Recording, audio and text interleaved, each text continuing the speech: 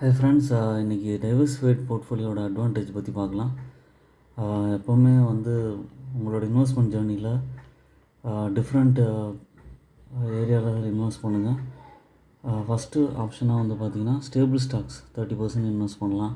Growth ஸ்டாக்ஸில் 10% பண்ணலாம். International ஸ்டாக்கில் 5% பண்ணலாம். மியூச்சுவல் ஸ்டாக்ஸ் ஃபண்ட்ஸில் 20% பண்ணலாம். இடிஎஃப்பில் 15% பண்ணலாம். ரியல் எஸ்டேட்டில் 5%, பாண்ட்ஸில் 15%. இந்த மாதிரி பிரித்து பண்ணிங்கன்னா உங்களுக்கு வந்து நல்ல ரிட்டர்னும் கிடைக்கும்.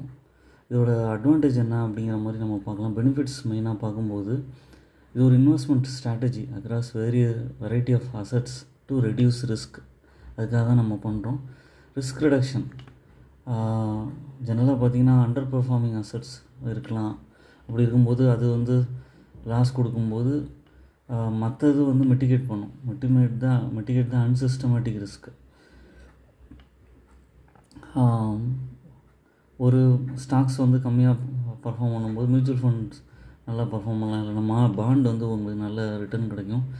Hedging against volatility. ஒரு மார்க்கெட் வாலட்டிலிட்டியில் இருக்கும்போது ஓவரால் போர்ட்ஃபோலியோ வந்து டவுன் ட்ரெண்டில் போகாமல் ஸ்டெபிளைஸாக வந்து பார்த்துக்கும். ரிஸ்க் ரிடக்ஷன் மெயினாக அதோட பெனிஃபிட்டு.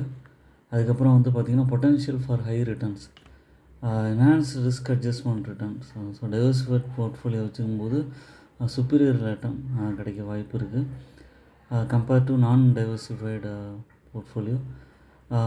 இப்போ ஆப்பர்ச்சுனிட்டிஸ் நமக்கு கிடைக்கும் டிஃப்ரெண்ட் செக்டார்ஸில் பண்ணுறதுக்கு. மார்க்கெட் கண்டிஷன் தகுந்த மாதிரி க்ரோத் அக்ராஸ் வேரியஸ் மார்க்கெட் என்வரான்மெண்ட்ஸில் நமக்கு கிடைக்க வாய்ப்பு இருக்குது. Stable and consistent return, smoother performance. Diversification help balance out the returns over the long டேர்மில் பண்ணும்போது டிராஸ்டிக் ஃப்ளக்சுவேஷன்ஸ் இருக்கும்போது பேனிக் செல்லிங்கை வந்து தடுக்கும். ஸ்டாக்கே அண்டர் பர்ஃபார்மாக இருக்குது, சில ஷேர்ஸ் வந்து இதாக இருக்குன்னா நம்ம வந்து பேனிக் ஆகி செல் பண்ண வேண்டிய அவசியம் இல்லை. வெயிட் பண்ணோன்னா திரும்ப வந்து ப்ராஃபிட் வரும்போது உங்களுக்கு நல்ல ரிட்டர்ன் கிடைக்க வாய்ப்பு இருக்குது. Long term wealth accumulation. உங்களுக்கு வந்து spreading investments helps avoid to over concentration on single area, allowing investors to benefit from compounded return over time. அந்த பெனிஃபிட் நமக்கு கிடைக்கும். அதுக்கப்புறம் emotional stability, reduce stress. Well diversified portfolio can reduce anxiety and worry. Market ups and டவுன்ஸை பார்த்துட்டு நம்ம வந்து worry பண்ணிக்க வேண்டியதில்லை. Avoiding impulsive decision. Diversification help investors to resist urge to buy or sell based on short term market trends and emotions like fear and greed. நமக்கு வந்து ஒரு பயம் இல்லாமல் நம்ம வந்து போர்ட்ஃபோலியோவில் ஸ்டாக்ஸையோ மற்ற ஃபண்ட்ஸையோ சூஸ் பண்ணுறதுக்கு நமக்கு டைம் கிடைக்கும். அதுக்கப்புறம் adaptability and flexibility. 5th point adjust to market changes. Market சேஞ்சுக்கு தகுந்த மாதிரி நம்ம வந்து டிஃப்ரெண்ட் அசட்ஸை வந்து அதுக்கு தகுந்த மாதிரி ஷிஃப்ட் பண்ணி இன்ட்ரெஸ்ட் ரேட் இன்ஃப்ளேஷன்ஸை ஹேண்டில் பண்ணிவிட்டு அதுக்கு தகுந்த மாதிரி போர்ட்ஃபோலியோ வந்து நம்ம வந்து வச்சுக்கலாம். டெய்லிங் கோல்ஸ். உங்களுக்கு வந்து டைவர்சிஃபைட் போர்ட்ஃபோலியோ வைக்கும்போது specific financial goal and risk tolerance. சில பேருக்கு வந்து பார்த்திங்கன்னா பசங்களோட படிப்பாக இருக்கும், இல்லைனா கேர்ள் சைல்டோட மேரேஜ் அந்த மாதிரி இருக்கும். அதனால் ஃப்யூச்சர் இப்போ கோலுக்கு தகுந்த மாதிரி நம்ம வந்து இன்வெஸ்ட்மெண்ட்டை வச்சுக்கலாம். இன் சம்மரி வந்து diversification isn't a guaranteed against losses, but it is a fundamental principle of investing that helps manage risk and potentially enhance returns over long time.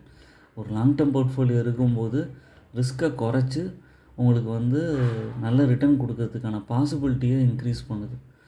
இதுதான் டைவர்சிஃபைட் போர்ட்ஃபோலியோட அட்வான்டேஜ். ஓன் அனாலிசிஸ் பண்ணிவிட்டு இந்த மாதிரி பிரித்து இன்வெஸ்ட் பண்ணுங்கள். ஒரு 10,000 invest பண்ண போகிறீங்க அப்படின்னா ஒரு 1000 ஸ்டாக்ஸில், 1000 கோல்டில், 1000 மியூச்சுவல் ஃபண்டில், ஒரு 2000 பாண்டில், 2000 சில்வரில், 2000 எஃப்டியில், இது மாதிரி பிரித்து இன்வெஸ்ட் பண்ணுங்கள். உங்களுக்கு நல்ல ரிட்டர்ன் கிடைக்க வாய்ப்பு இருக்குது. என்னோடய சேனலை சப்ஸ்கிரைப் பண்ணுங்கள், லைக் பண்ணுங்கள், எல்லா வீடியோஸும் தொடர்ந்து பாருங்கள். தேங்க்ஸ் ஃபார் வாட்சிங் மை வீடியோ.